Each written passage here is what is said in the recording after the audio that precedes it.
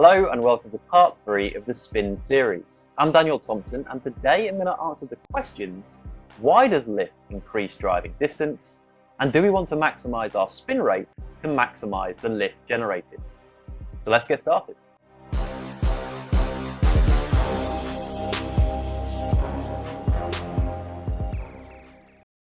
So in last week's episode, I explained that spin actually increases driving distance and started to provide an explanation as to why, by explaining that spin results in lift being generated on the golf ball. But why does lift result in the ball travelling further? And should we try and maximise the lift generated to maximise our driving distance? These are the questions I'm going to answer today in episode 3 of the Spin series. So let's get started. So the first thing that we need to understand is what stops the ball from travelling further. So when you look at the trajectory of a golf ball, you'll notice that the ball arcs. And this is because gravity pulls the ball back down to the ground. And then the ground stops the ball travelling further. So logically, if we can counteract gravity and prolong the time the ball is in the air, we should then be able to increase our driving distance because it takes longer for the ball to hit the floor. So how do we do that? How do we counteract gravity? So gravity is a downwards force being applied to the golf ball. So we need to apply an upwards force to the ball to counteract the effects of gravity. So in last week's episode, I explained that lift is an upwards force being applied to the golf ball. So lift helps us counteract gravity and means that the ball has a longer flight time, increasing the distance the ball can travel. So now that we understand why lift results in the ball traveling further, why do we not maximize the lift that we generate to maximize our driving distance? So to answer this question, we need to have a deeper understanding of lift and make sure we understand the difference between parallel and perpendicular. So bear with me here. So two lines are parallel when they are side by side and continuously the same distance apart, whereas two lines are perpendicular when they are 90 degrees to each other. Now examples of parallel and perpendicular are shown at the bottom of the screen. So now that we have a better understanding of perpendicular and parallel, what does this have to do with lift? Well, lift always acts perpendicular to the relative motion of the object in relation to the fluid. So looking at the image in the middle of the screen now, the ball has a direction of travel, so that is the relative motion of the object in relation to the fluid. And lift always acts perpendicular to this. So as you can see, the lift points directly upwards in this example. Now this is a really important point here, because if we change the direction of travel, it changes the direction that the lift is pointing. Now most golf shots have a direction of travel that is pointed slightly upwards, with the average launch angle with the driver on the PGA Tour being 10.9 degrees, and on the LPGA Tour being 13.2 degrees. So if the direction of travel is pointed slightly upwards, this means that the lift force is pointed slightly to the left. Now this presents a bit of a problem, because the ball is trying to travel as far as it possibly can to the right in the image you can see. So if the lift is pointed slightly to the left, this then slows the golf ball down and hinders the distance the ball can travel. So if we have too much lift, it decelerates the golf ball too much, and the ball flight gets very steep. This not only reduces the carry distance of the golf ball, but it also reduces the landing distance because the ball comes down and lands very steeply, meaning that there's less rollout on the golf ball. Now let me make this clear. Lift does increase distance as it increases flight time. However, if we get too much lift, it results in the golf ball ballooning, which prevents us from hitting the optimal distance. So let's recap. Spin results in lift being generated. Lift increases flight time, which increases distance. However, if we get too much lift, it results in the ball ballooning, which prevents us from hitting the optimal distance. Now I'm sure you're probably thinking there must be an optimal spin rate for distance.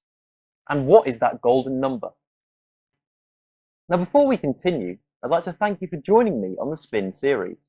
I hope you've enjoyed these videos and have learned something new. And if you'd like to learn more, consider joining me on one of my live online sessions, which take place twice a month. In these sessions, I explain how the big hitters hit the golf ball a long way, discussing some of the key movements and how they use the ground. Now, to gain access to the Power Package costs £10 and gives you access to 2 live online sessions with me and gives you the opportunity to ask questions, as well as giving you access to 1 pre-recorded session online.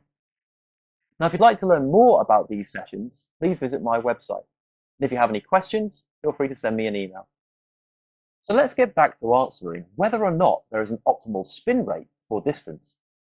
Well, unfortunately, there is not a golden number that works for everybody, as each individual has a different ball speed and launch angle.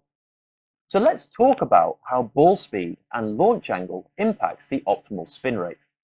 Now let's start off with ball speed first. Now at the top of the screen, you can see an equation, and this equation works out the size of the lift force. Now don't worry, I'm not expecting you to understand all the letters in this equation. I just want you to focus on the final letter, which is V. Now V is the relative velocity of the object with respect to the fluid. So in this example that we've got here, the ball is the object. So the speed of the ball is effectively what the V is. So as we increase our ball speed, we increase the amount of lift that is generated. And that's what you can see in the bottom left-hand graph. As we increase our ball speed, we increase the lift that is generated. So what does this mean for the optimal spin rate? Well, faster ball speeds result in lower optimal spin rates to achieve maximal distance. Now, I appreciate this might be difficult to get your head around that statement, so let me explain this in a different way. So at the top here, you can see some numbers that I've just randomly thrown out there, but this should hopefully help explain this more clearly. So at the top, we have ball speed, and we have the high ball speed, and we have a low ball speed. Now, remember, as ball speed increases, so does the amount of lift generated. So for every unit of spin, it should produce more lift. So for 1 unit of spin, let's say it produces 50 units of lift. And for the low ball speed group, 1 unit of spin only produces 20 units of lift. So let's say the optimal amount of lift is 100. This means that the high ball speed group only needs to produce 2 units of spin, whereas the low ball speed group needs to produce 5 units of spin to achieve the optimal amount of lift. So as you can see, as we increase our ball speed, it requires a lower optimal spin rate. And that's what you can see in the graph on the bottom right-hand side. As we increase ball speed, it requires a lower optimal spin rate. Now, hopefully that made sense, and it is clear how ball speed impacts the optimal spin rate. So let's talk about the second aspect now that can impact the optimal spin rate, this being launch angle. Now, there are 3 golf balls on the screen, and as we go from the left-hand image to the right-hand image, the launch angle increases. Now, the higher the launch angle, the more the lift force points to the left, represented by the green arrows, and the steeper the ball flight. This means that less spin is required to cause the ball to balloon. And as you know, ballooning negatively impacts distance. So, the higher the launch angle, the lower the optimal spin rate.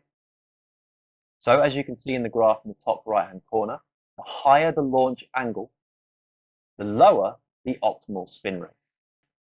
So to achieve maximal distance, there is an optimal spin rate, but it's not one size fits all, as it's dependent on each individual's ball speed and launch angle. So you can optimize spin rate to help achieve maximal distance, but this is only one part of the puzzle, as optimizing ball speed and launch angle are also important for distance.